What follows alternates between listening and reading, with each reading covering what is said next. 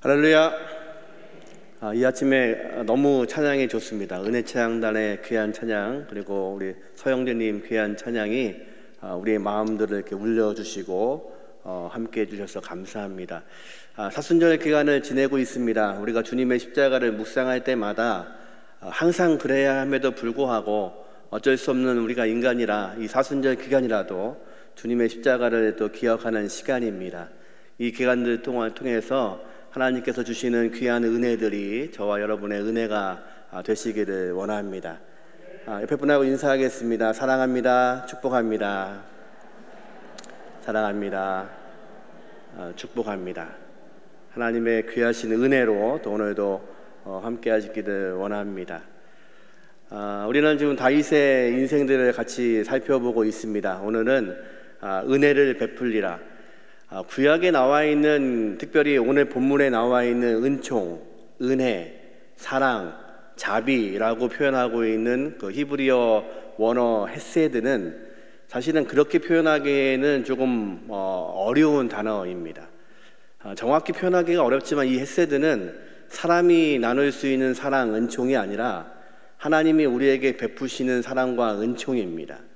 하나님의 성막에 거하면서, 하나님의 나라에 거하면서 하나님께서 베풀어 주시는 사랑, 그리고 우리가 아무 가치 없음에도 불구하고 하나님이 우리를 사랑하시는 그 은혜, 그리고 나는 죽었던 존재임에도 불구하고 나를 살리시기 위해서 이 땅에 자기의 아들을 십자가에 못 박기까지 사랑하신 하나님의 그 크신 놀라우신 사랑, 이 사랑을 헤세드라고 표현합니다. 이거는 우리가 할 수 있는 것이 아니지요. 오늘 본문에는 다윗이 무비보셋에게 그 은혜, 그 은총을 나누고 있습니다. 우리가 다윗의 인생을 살펴보면서 다윗은 광야의 삶을 통해서 이제 하나님이 그를 약속하신 것처럼 이스라엘의 왕으로 삼고 계십니다. 그런데 그가 걸어온 것들을 보면 사실은 다윗이 능력 있고 다윗이 잘해서가 아니라 하나님이 은혜로 그와 함께 하신 거죠. 저와 여러분에게도 이 아침의 고백이 바로 그것입니다. 내가 오늘 잘한 것이 아니고 내 인생을 내가 열심히 산 것이 아니고 오히려 하나님께서 지금까지 나를 여기까지 걸어올 수 있도록 은혜를 주시고 힘을 주신 거죠. 어제 요양병원에 있는 한 어르신을 한번 뵈러 갔습니다. 요양병원에 들어가신 지 5년 6개월 되셨고요. 이제 요즘 아시는 것처럼 요즘에 요양병원에 가족들 면회가 안 되죠. 근데 그 요양병원은 특별히 2주에 한 번 비대면 얼굴을 볼 수 있는 시간이 있습니다. 그래서 어떻게 하냐면 큰 유리 상자에 갇혀가지고 저쪽에서 계시고 이쪽에 계시고 그 마이크를 켜놓고 이야기를 하는 거죠. 근데 그 아들 되시는 집사님이 어머니가 정 목사님 담임 목사님 되신 거 알고 너무 기뻐하셔서 보고 싶어 하신다고, 그래서 같이 면회를 갔습니다. 이제 치매도 약간 오셔가지고 손주 이름도 왔다 갔다 하시더라고요. 그런데 저는 알아보시더라고요. 그리고는 너무 좋아하시고 뭐라고 하시냐면 얼굴 살도 많이 빠지셨는데 몇 마디 안 나눴는데 목사님 피곤하시니까 빨리 가라고 2주 만에 만나신 거예요, 가족들을. 근데 그렇게 하시면서 주시면서 옛날 얘기를 하시는 거예요. 옛날에 우리 함께 했던 이야기들. 우리의 인생의 은혜는 사실 다른 것이 아니라 우리가 걸음걸음 하나님께서 인도하신 거죠. 그리고 우리가 어려운 시기를 경험하고 있음에도 불구하고 여전히 하나님의 헤세드, 하나님의 은혜가 저와 함께 하고 있는 줄로 믿습니다. 지금 다윗은 지금 그것을 경험하고 있습니다. 오늘 우리가 9장을 읽었지만 8장에는 지난주에 우리가 나눈 것처럼 다윗이 이제 하나님의 언약궤를 다윗성으로 안치합니다. 물론 하나님의 뜻이 아닌 자기의 생각으로 안치되다가 우사의 죽음을 보았죠. 하나님의 방법이 무엇인지를 알고 이제 기쁨으로 춤추면서 다윗이 하나님의 언약궤를 다윗성에 안치했습니다. 그리고 이런 생각을 합니다. 나는 이 좋은 궁에 살고 있는데 여전히 하나님의 언약궤는 장막에 거하고 있습니다. 그래서 나단 선지자에게 무슨 얘기를 하냐면 하나님을 위해서 성전을 짓겠다는 이야기를 합니다. 얼마나 좋은 이야기입니까? 선지자가 왕의 뜻대로 하기를 원한다고. 그런데 그 밤에 하나님이 나단에게 말씀하시죠. 내가 언제 내 집을 지으라고 했느냐. 너희가 무엇을 한다고 되는 것이 아니라 오히려 내가 다윗의 집을, 다윗의 왕국을, 다윗의 나라를 견고하게 하시겠다고 약속을 하십니다. 우리는 때로 우리가 하나님을 위해서 무엇을 한다고 생각합니다. 그런데 그렇지 않고 사실은 우리의 인생을, 하나님께서 우리의 인생을 만들어 오셨습니다. 코로나의 상황 가운데서도 하나님은 인도하고 계시고 하나님의 헤세드, 하나님의 은혜가 우리와 함께 하시는 것을 믿으시기를 주님의 이름으로 축원합니다. 다윗이 지금 그것을 경험합니다. 이제 내 인생은 내가 무엇을 해 나가려는 것이 아니라, 하나님을 위해서 무엇을 하는 것이 아니라 하나님이 일하고 계시고 나는 그것에 순종하면 하나님의 복의 통로가 되어서 하나님의 백성들을 통치할 수 있구나. 그것이 다윗이 배우고 있는 인생의 모습입니다. 이제 나라가 안정이 됩니다. 그리고 못다했던 생각들이 떠오릅니다. 바로 친구 요나단, 생명처럼 자기를 아껴주었던 그 형제 같았던 그에게 혹시라도 남아있을 식솔이 누가 있는지를 알아보는 거죠. 네, 소식이 들립니다. 아들이 하나 있답니다. 근데 그 아이가 모비보셋인데 절름발이라 합니다. 걷지 못하고 스스로 움직이지 못하고 그런 환자랍니다. 아마 그 마음을 들었을 때 다윗의 마음이 뛰었을 겁니다. 요나단을 기억했겠지요. 자기가 어려울 때 목숨처럼 자기를 구했던 그 친구, 그리고 왕자의 신분이지만 여전히 다윗을 섬기고 다윗을 위하고 하나님의 뜻을 구했던 그 친구의 아들이 남아있다는 것입니다. 그 아들을 이제 불러 올립니다. 그리고 그에게 하나님이 주시는 은혜를 같이 나누는 이야기가 9장의 이야기입니다. 이 9장은 짧은 구절인데도 불구하고 거기에 특별히 하나님의 은총, 헤세드라는 말이 3번 나옵니다. 그리고 재밌게도 이 짧은 9장 안에 모비보셋이라는 이름이 7번 등장합니다. 그의 이름을 계속해서 부릅니다. 이유를 이제 우리가 본문을 나누면서 같이 이야기해 보려고 합니다. 이제 이 모비보셋의 이야기는 사무엘 하에 3번 등장합니다. 첫 번째 등장하는 본문이 사무엘 하 4장 4절입니다. 같이 한번 읽어보겠습니다. 사울의 아들 요나단에게 다리 저는 아들 하나가 있었으니 이름은 모비보셋이라. 전에 사울과 요나단이 죽은 소식을 이스라엘에서 올 때에 그의 나이가 5살이었는데 그 유모가 안고 도망갈 때 급히 도망하다가 아이가 떨어져 절개되었더라. 이 이야기는 그 길보아 전투, 사울과 요나단이 죽었던 그 전투의 이야기입니다. 그 소식이 전해집니다. 왕궁에 전해지는 소식이 전쟁에서 이스라엘이 완전히 패했는데 사울왕도 죽었고 왕자들도 다 죽었다는 것입니다. 이제 모비보셋을 돌보고 있는 보모와 그의 식솔들이 도망하기로 결정합니다. 왜냐하면 만약 블레셋 군대가 왕궁까지 쳐들어와도 왕궁에 있는 모든 왕족들은 죽게 될 겁니다. 두 번째, 블레셋이 쳐들어오지 않고 만약 사울이 죽은 것을 알고 다윗이 정권을 잡아도 동일한 일이 벌어질 거라고 생각하는 겁니다. 그래서 급하게 도망을 치는 겁니다. 그 어린 그 모비보셋을 안고 도망하다가 아이를 떨어뜨려 버립니다. 그래서 두 다리가 다 골절되어 버리죠. 아마도 치료 시기를 놓친 것 같습니다. 그래서 영영 두 다리를 다 절어버리는 장애를 입게 되었습니다. 그리고 아주 깊은 곳에 들어가서 그들이 삽니다. 아마도 그 모비보셋 이름도 사용하지 못했을 겁니다. 왜요? 그 이름을 사용하면 이게 누구의 자식인지 알기 때문에 그들은 말도 하지 못하고 조용히 삽니다. 그리고 그 종들이 아마 모비보셋을 키우면서 그가 말을 알아듣게 될 때부터 아마 이야기했을 겁니다. 당신의 원수가 누구인지. 당신의 원수가 누구라고 했을까요? 다윗이라고 했겠죠. 이 나라가 원래는 당신 할아버지의 나라이고 당신 아버지는 왕자였고 당신이 이 나라를 이을 왕통인데 지금 이 나라는 다윗이 다스리고 있습니다. 다윗이 왼수 같은 인간입니다. 다윗 때문에 우리가 이렇게 된 겁니다. 아마 모비보셋은 크면서 그 이야기를 수도 없이 들었을 겁니다. 또 하나 다윗이라는 이름은 어떤 거냐면 나라를 뺏은 인물이기도 하지만 내가 다윗 앞에 서는 날은 죽는 날입니다.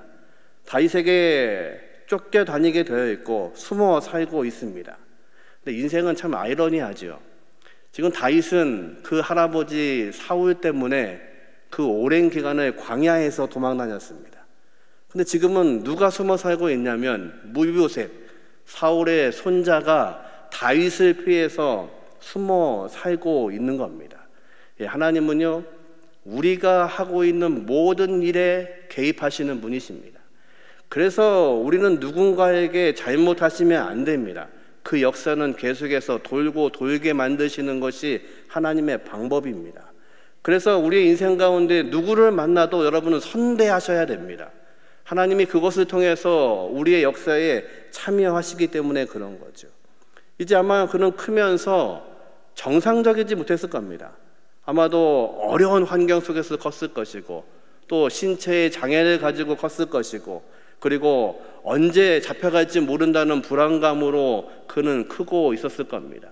그의 상황이 녹록하지 않았겠지요. 그런데 어느 날 왕궁에서 사람이 옵니다. 그리고 다윗이 부른다는 것입니다. 무슨 생각을 했을까요? 죽었구나. 이제 끝났구나. 내 인생도 여기가 끝이구나. 다윗이 나를 찾는다는 이유는 한 가지겠죠. 남아있는 그 가문들을 다 멸절하는 것. 당시의 문화가 그랬습니다. 근동사의 모든 나라가 그랬습니다. 정권이 바뀌면 거기에 해가 될 수 있는 모든 사람들을 다 죽이는 겁니다. 불씨가 될 수 있는 모든 것들을 다 죽여버리는 겁니다. 우리도 그랬잖아요. 조선의 왕조를 보아도 해가 될 만한 사람들은 다 죽이는 겁니다. 그래서 누군가가 정권을 잡고 있느냐가 매우 중요하지요. 그것을 지금 그가 경험합니다. 이제 다윗이 자기를 부른답니다. 얼마나 두려웠을까요? 그리고 이제 오늘 본문에 그가 무릎을 꿇습니다. 9장 6절입니다. 이것이 두 번째 등장한 무비보셋의 이야기입니다.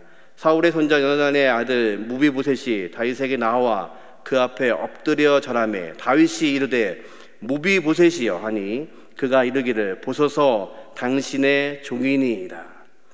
우리 본문으로는 이 느낌이 살지 않습니다. 근데 히브리 원본으로 보면 그가 무서워서 떨고 있는 겁니다. 지금 고개도 들지 못하고 이제 죽은 목숨입니다.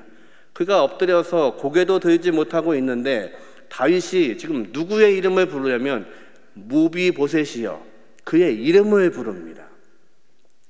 이게 아무 일 같지 않은데 지금 왕이 엎드려 있는 신하 그리고 원수의 자식 그를 이름을 부르고 있는 겁니다. 아마도 평생 그는 살면서 자기의 이름을 쓰지 못했을 겁니다. 내 이름은 무비보셋인데 이 이름을 말해버리면 내가 요나단의 자식이라는 것, 사울의 손자라는 것이 드러나기 때문에 그는 자기의 이름을 아마도 쓰지 못하고 살았을 겁니다. 근데 지금 누가요? 다윗이 무비보셋의 이름을 불러주는 것입니다. 하나님께서는 저와 여러분의 이름을 알고 계시다고 말씀하십니다. 주님은 말씀하십니다. 나는 선한 목자라. 나는 내 양들의 이름을 알고 양들도 내 목소리를 안다고 말씀하십니다. 그것이 은혜입니다. 지금 그는 일평생 쓰지 못했던 그 이름, 왕가의 이름, 사울왕의 손자, 왕자 요나단의 아들 무비보셋 그 이름을 듣지도 쓰지도 못했던 그 이름을 지금 누가 불러주고 있냐면 다윗 왕이 내 이름을 불러주고 있는 겁니다. 무비보셋아. 아마 다윗의 음성이 떨렸을 겁니다. 이 본문을 유딘 피터스는 이렇게 기록했습니다. 아마도 다윗의 음성은 친구의 아들을 바라보며 떨렸을 것입니다. 예, 그랬을 겁니다. 내 사랑하는 친구의 아들, 그의 이름을 부릅니다.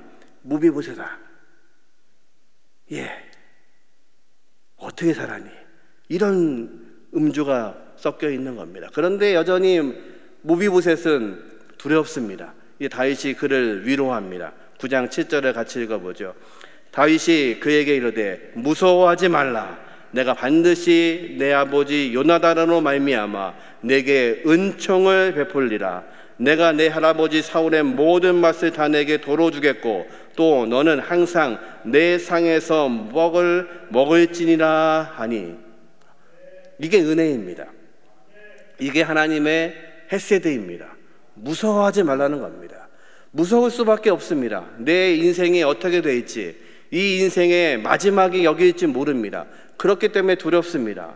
우리 인생의 문제는 무엇이냐면 우리 인생 앞에 닥쳐진 환경을 바라보고 두려워지는 것입니다.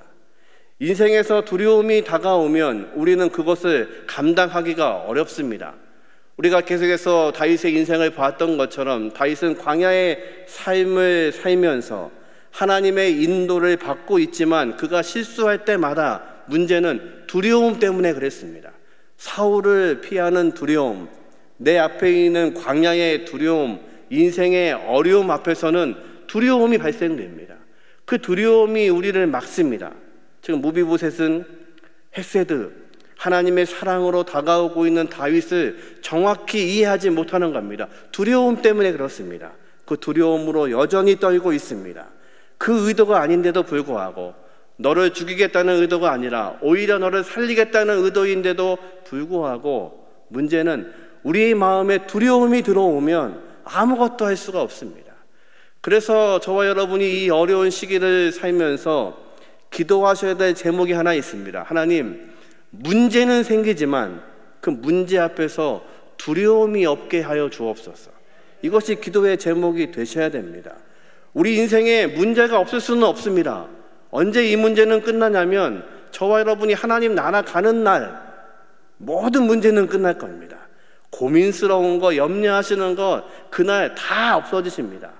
교회에서 수많은 장례를 치르잖아요. 한 번도 돌아가신 분이 일어나셔서 고민하시는 걸 제가 본 적이 없습니다.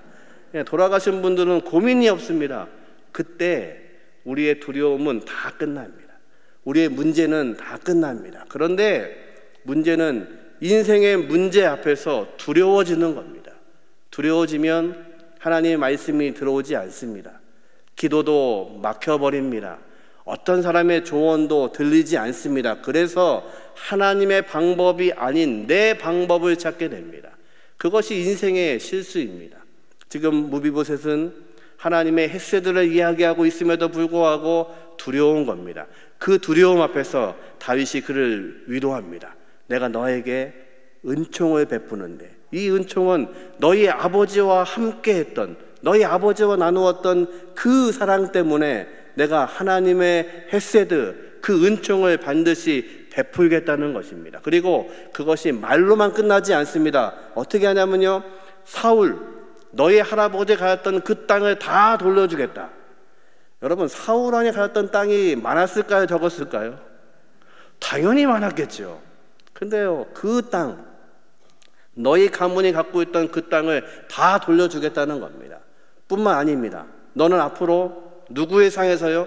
내 상에서 먹으라는 겁니다. 그 얘기는 뭐냐면 너의 신분이 다시 왕자의 신분으로 복권시키겠다는 것입니다. 이스라엘 누가 봐도 너는 내 왕자입니다. 내 아들처럼, 아들이죠. 친구의 아들이잖아요.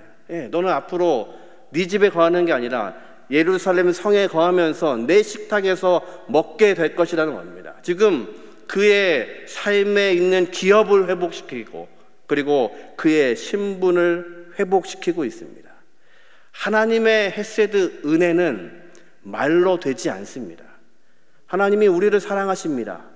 우리가 죽을 수밖에 없는 존재인데도 우리를 사랑하셨습니다. 그럼 하나님 말씀만 하시면 되죠. 너 사랑해. 근데 그렇게 안 하십니다. 그렇게 안 하시고 우리를 살리시기 위해서 대가를 지불하십니다. 자기의 아들을 대신 내어주십니다. 그리고 십자가에 우리가 죽어야 되는데 우리를 사랑하신다는 그 표현을 어떻게 하셨냐면 대신 자신의 아들을 십자가에 못 박으시고 속죄 제물로, 화목 제물로 내어주셨습니다. 그것이 하나님의 사랑입니다. 하나님의 사랑은 말씀으로만 하지 않으십니다. 그 말씀 안에, 약속 안에 대가를 지불하십니다. 저와 여러분이 하나님의 사랑으로 이 땅을 살고 있다면, 우리가 또 하나님의 사랑으로 다윗처럼 무비보셋에게 사랑을 전하기를 원하신다면 여러분도 대가를 지불하셔야 됩니다. 입으로만 되지 않습니다. 사랑한다는 것은, 내가 당신을 섬긴다는 것은 그냥 대가 없이 입으로만 되는 것이 아닙니다. 어찌 보면 우리가 하나님의 백성으로 선택을 받고 하나님께서는 저와 여러분을 통해서 이 땅에 하나님의 나라를 선포하시기 위해서 교회라는 공동체를 만드셨습니다.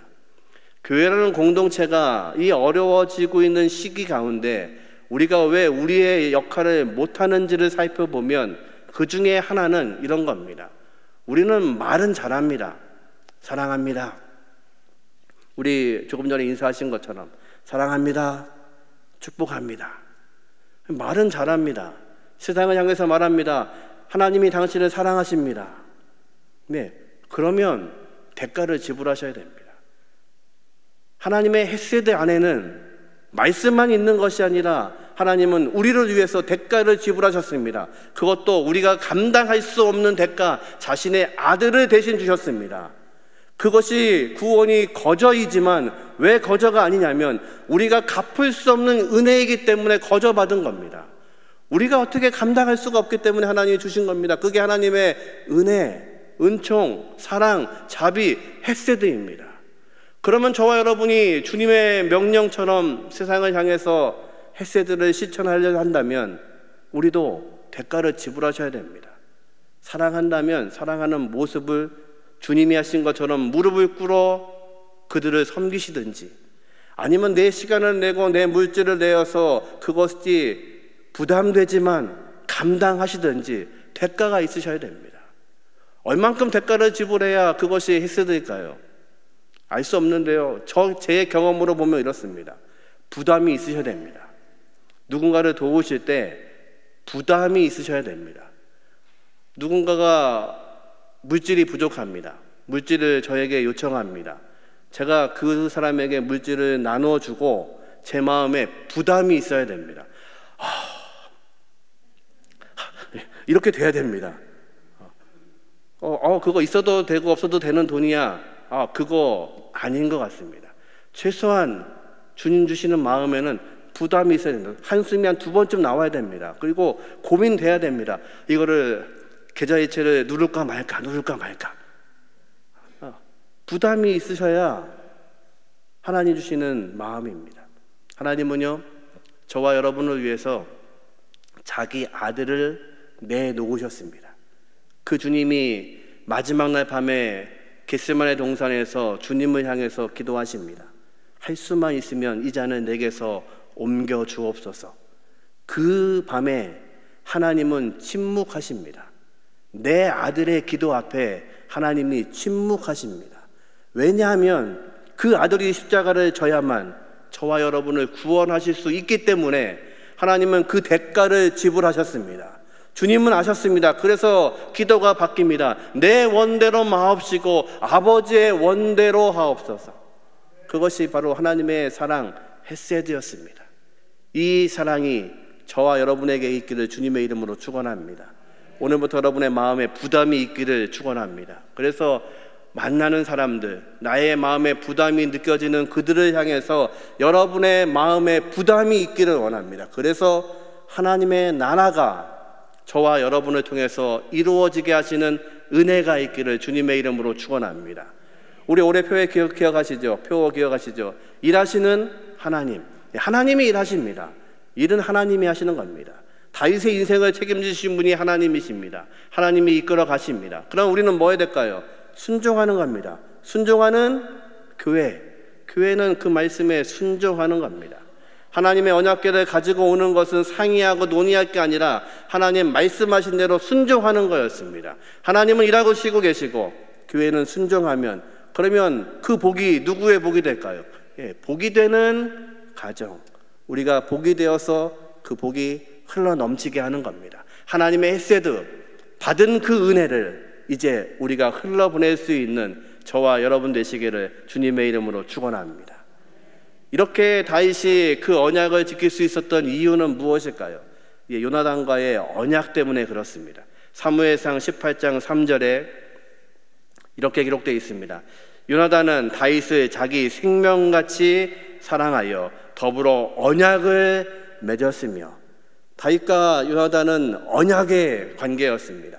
그 사랑이 그냥 사랑이 아니라 약속에 근거한 하나님 앞에서의 약속이었습니다. 그 약속을 사무엘상 20장 42절에 이렇게 기록합니다. 같이 읽어보죠. 요나단이 다윗에게 이르되 평안히 가라. 우리 두 사람이 여호와의 이름으로 맹세하여 이르기를 여호와께서 영원히 나와 너 사이에 계시고 내 자손과 내 자손 사이에 계시리라. 아멘. 요나단은 알았습니다. 나중에 다윗이 왕이 될 것을 알았습니다. 그 다음의 문제는 내 자녀들과 너의 자녀들 사이에 하나님의 약속입니다. 이제 내가 어떤 상황이 돼도 너는 내 자녀들을 돌봐줄 것을 서로 언약하는 겁니다. 근데 이 언약은 요나단하고만 한 약속이 아닙니다. 사울왕하고도 다윗이 약속했습니다. 다윗이 사울왕의 옷자락을 팬 그 동굴 사건에서 사울이 그것을 알고 목 놓아 옵니다. 내 아들아 다윗아, 나는 너한테 이렇게 해를 가하는데 너는 나한테 선으로 갚는구나. 그리고 말합니다. 내 자손들도 네가 돌봐주기를 원한다고 이야기합니다. 다윗이 말합니다. 예, 저는 그렇게 할 겁니다. 그 약속, 하나님의 약속 안에 있는 은혜를 베푸는 겁니다. 저와 여러분에게 하나님은 어떤 약속을 하셨을까요? 에베소서 1장 4절과 5절에는 우리가 받은 하나님의 언약의 약속을 이렇게 말씀하십니다. 같이 읽습니다. 창세전에 그리스도 안에서 우리를 택하사 우리로 사랑 안에서 그 앞에 거룩하고 흠이 없게 하시려고 그 기쁘신 뜻대로 우리를 예정하사 예수 그리스도로 말미암아 자기의 아들들이 되게 하셨으니. 아멘. 이것이 은혜입니다. 우리를 창세전부터 우리를 택하시고 우리를 예정하시고 하나님의 자녀되게 하시고 그것을 약속하신 아버지 하나님. 에베소서는 교회의 비밀에 대해서 설명합니다. 성삼위 하나님께서, 삼위일체의 하나님께서 이 구원의 역사를 위해서 무엇을 하셨는지를 기록합니다. 성부 하나님께서는 이 구원을 계획하십니다. 아담이 범죄한 그 순간부터 인류를 구원하시기 위한 계획을 하나님이 세우십니다. 이제 그 계획을 아들, 성자 예수님께서 이 땅에 오셔서 그 구원을 이루어 주셨습니다. 이제 성령 하나님께서 우리에게 오셔서 이 구원이 완성되도록 이루어 가신다고 에베소서 기자는 설명합니다. 예, 이것이 저와 여러분에게 향하신 하나님의 약속입니다. 하나님의 헤세드, 그 은혜는 약속이 주어졌기 때문에 이루어지는 것입니다. 저와 여러분을 구원하시겠다는 하나님의 계획과 약속이 있었기 때문에 하나님은 오늘도 신실하게 그 하나님의 은혜를 우리에게 베풀고 계시는 것입니다. 제가 좋아하는 찬송 가운데 그런 찬송이 있습니다. 너의 복을 세어보아라. 내가 받은 복을 한번 세어봐라. 어제 잠이 안 오는데요. 잠이 안 오더라고요. 그래서 누워서 세어봤습니다. 내가 받은 은혜가 얼마나 많은가. 이것도 은혜, 저것도 은혜, 이것도 저 은혜. 세다 보니까 저 집사람 새벽기도 갔다 오는 소리가 들리더라고요. 한 6시쯤 된 거죠. 그때 이제 잠이 들었습니다. 설교 전에 잠을 잘 못 잡니다. 여러분 아시잖아요. 제가 능력 없는 거 아시잖아요. 그러니까 잠만 자려고 하면 다음날 설교 본문이 머릿속에서 계속 움직이는 겁니다. 그래서 잠자면서 설교를 한 3편 정도 합니다. 연습을 하는 거죠. 그런데 문제는 오늘 해야 될 설교를 준비하지 않고 다른 설교를 준비하는 게 문제인데요. 누워서 그 생각이 들었습니다. 하나님, 나한테 주신 은혜가 뭡니까? 너무 많은 겁니다. 너무 많고 하나하나가 하나님의 은혜이고, 저와 여러분의 은혜는 바로 그것입니다. 우리는 죽었던 존재인데 마치 무비보셋처럼 아무 가치 없는 존재이고 아무것도 움직일 수 없는 존재였고 가치 없어서 시골에서 썩어져 가고 있는 인생임에도 불구하고 하나님이 우리를 찾으신 겁니다. 그리고 우리를 불러주신 겁니다. 그리고 자녀 삼아 주신 겁니다. 그래서 하나님의 그 넓은 하나님의 나라, 그 식탁에 우리를 초대하신 겁니다. 그리고 우리를 구원하신 겁니다. 그것이 저와 여러분에게 은혜인 것을 믿으시기를 주님의 이름으로 축원합니다. 이 사순절 기간은 바로 그 은혜를 기억하시는 겁니다.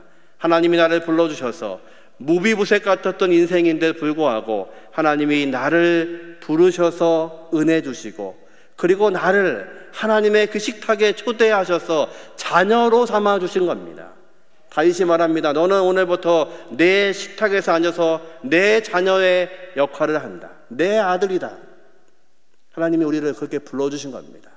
그것이 저와 여러분의 하나님의 헤세드, 은혜인 것을 믿으시는 저와 여러분 되시기를 주님의 이름으로 축원합니다. 본문은 우리가 앞에 있는 본문인데 일부러 뒤에 읽으려고 합니다. 사무엘하 9장 5절에 보면 무비보셋이 어디에 살았는지를 기록하고 있습니다. 같이 읽어볼까요? 다윗 왕이 사람을 보내어 로드발 암미엘의 아들 마갈의 집에서 그를 데려오니, 로드발은 지명 이름입니다. 근데 로드발의 지명의 뜻은 목초지가 없다라는 뜻입니다. 그러니까 황무지라는 이야기입니다. 아마도 그가 살았던 환경을 이렇게 설명하는 겁니다. 그가 황무지에 살았습니다.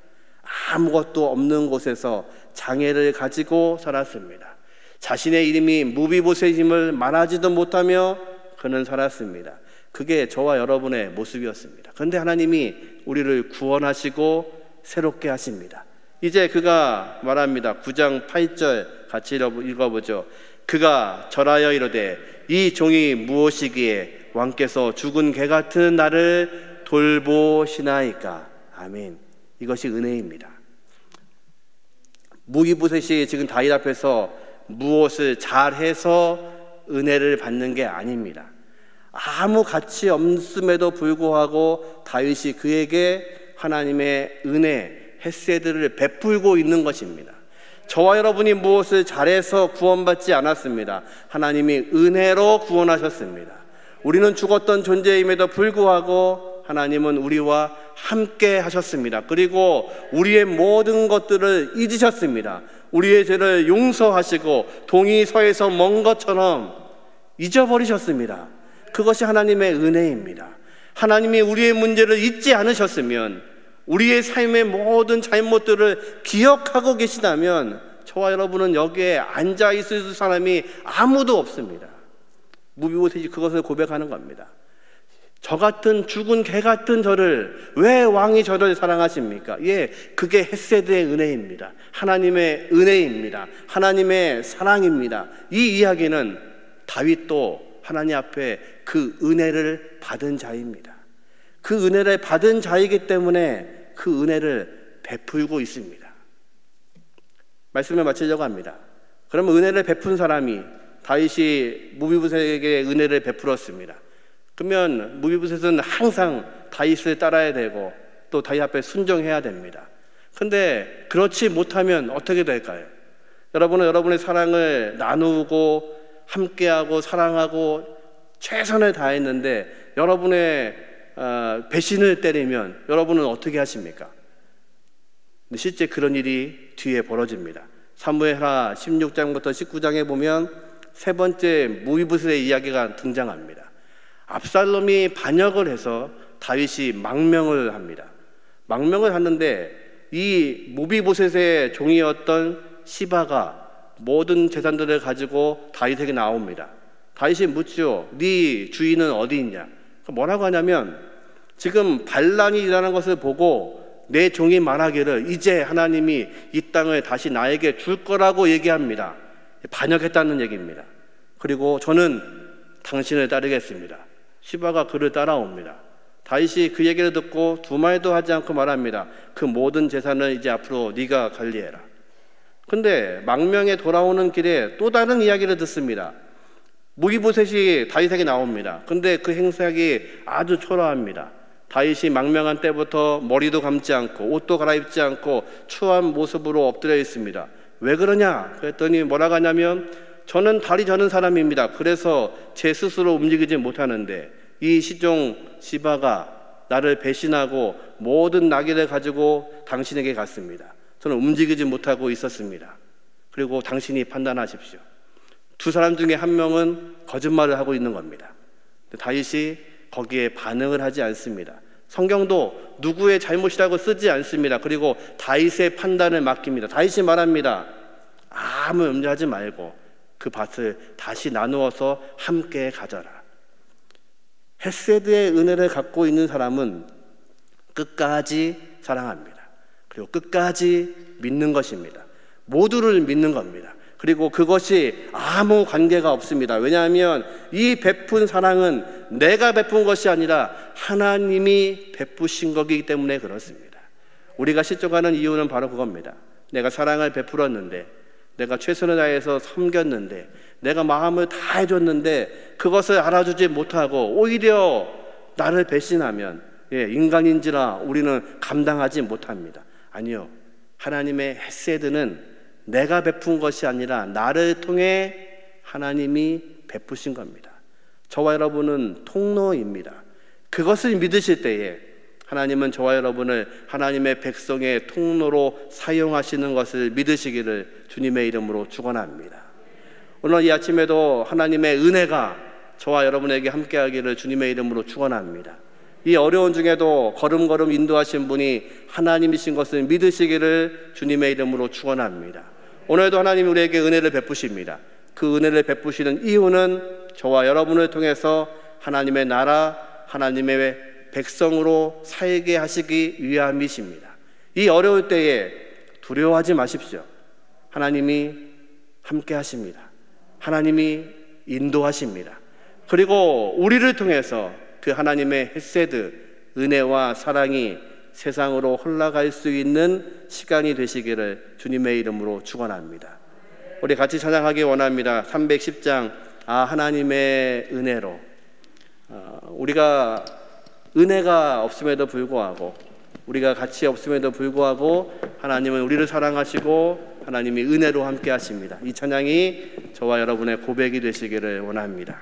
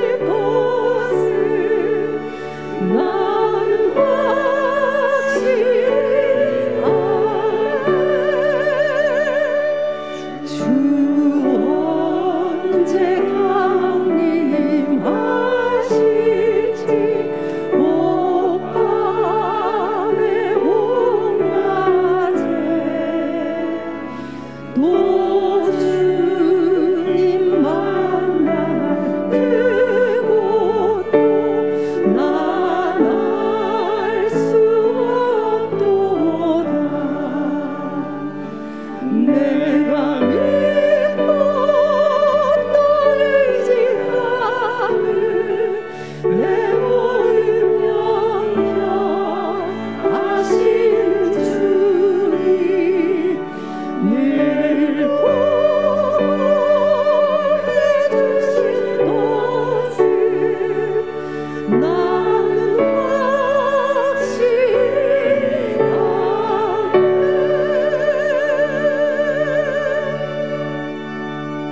우리 반주한 동안에 잠깐 기도하겠습니다. 하나님, 우리 사순절 기간을 지내고 있습니다.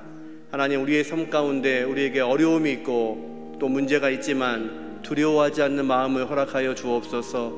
아버지 하나님, 우리가 약할 때에도 하나님 인도하심을 기억하게 하여 주시고 하나님의 은혜, 그 헤세드가 오늘도 함께함을 알게 하여 주옵소서. 우리 사랑하는 자녀들, 자손들 하나님의 그 은혜가 넘치게 하여 주옵소서. 우리 통성으로 함께 기도하겠습니다.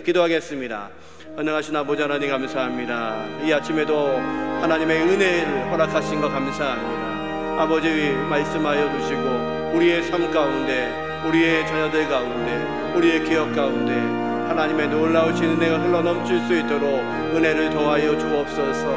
하나님의 귀하신 생각이 있게 하여 주옵소서. 하나님의 귀하신 마음이 있게 인도하여 주옵소서. 역사하시는 하나님을 보게 하여 주시고 아버지, 우리가 죽은 그런 존재였음에도 불구하고 우리를 사랑하신 하나님의 사랑을 보게 하여 주시고 이 사순절 기간에 하나님의 귀하신 은혜와 사랑을 볼 수 있도록 아버지 동행하여 주옵소서. 오늘도 함께 하시고 새롭게 하여 주시고 우리를 통하여 일하시는 하나님의 놀라우신 은혜들을 경험할 수 있도록 은혜를 더하여 주옵소서. 하나님의 귀하신 은혜를 우리에게 허락하여 주옵소서. 인도하여 주옵소서.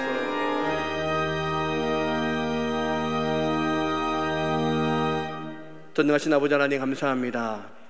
오늘도 하나님의 은혜로 살게 하신 것 감사합니다. 우리의 인생의 걸음걸음을 인도하시는 아버지 하나님, 여전히 우리가 약할지라도 우리가 두려워하지 않게 하시고 하나님의 놀라우신 은혜, 하나님의 그 사랑을 기억할 수 있도록 도와주옵소서. 지금 다윗이 무비보셋에게 베풀고 있는 그 놀라우신 하나님의 은혜와 은총이 우리 사랑하는 자녀들, 자손들 가운데 임하게 하여 주시고 이제 하나님이 일하시는 것을 보게 하시고 우리는 순종하게 하심으로 우리의 가정이 하나님의 복이 될 수 있도록 도와주옵소서. 이 복이 흘러넘치게 하시는 은혜도 우리에게 더해 주옵소서. 지금은 우리 주 예수 그리스도의 은혜와 아버지 하나님의 극진하신 사랑하심과 성령님의 내주 역사하심이 오늘도 하나님의 은총을 기대하며 살기 원하는 각 사람들 머리머리 위에 지금부터 영원토록 함께 하시기를 예수님의 이름으로 간절히 축원하옵나이다. 아멘.